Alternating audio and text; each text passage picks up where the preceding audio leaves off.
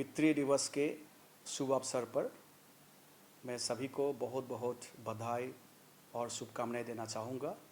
साथ ही सभी पिताओं को अभिनंदन, वंदन और प्रणाम करना चाहूँगा। तैत्तरीय उपनिषद में कहा गया है पितृदेवो भव। इसका आशय ये है कि पिता को भगवान जैसा मानिए।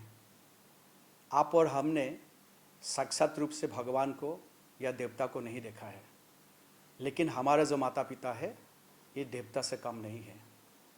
ये एक्चुअली हमारे जिनके कारण आप हम का जन्म हुआ है, ये पितृमातृ जो है हमारे लिविंग गॉड है। मैं असम से आता हूँ।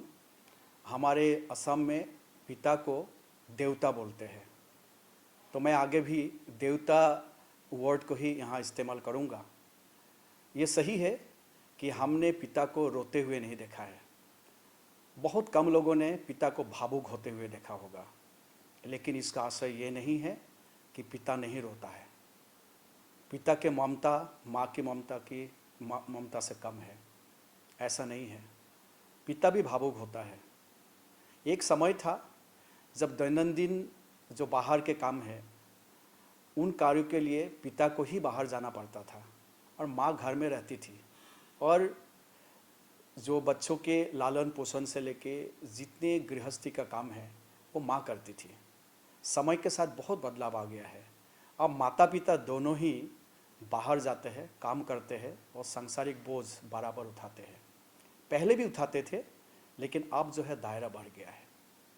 पहले जब पिता ही केवल बाहर जाते थे, माँ प्रत्यक्ष रूप से बच्चों के लिए अधिक समय हम लोग मिलते थे। लेकिन आज जब आधुनिक जीवन में जब माता पिता दोनों ही बाहर जा रहे हैं, जितना समय मिलता है दोनों को बराबर ही मिलता है।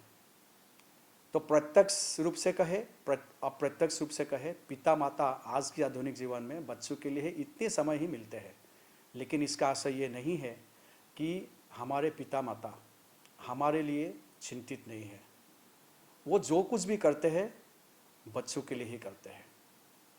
तो मैं कभी भी माँ और पिता को अलग अलग मापदंड से नहीं देखता हूँ। वही तैत्तरीय उपनिषद में मातृदेवो भव भी कहा गया है।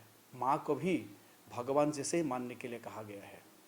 और हमारे समाज में हमारे जो वैचारिक चिंतन है और हमारे जो इतने हजार सालों के जो सभ्यता है, संस्कृति है, उसमें हम बहुत प्रकार के ऋण के बारे में कहा गया है।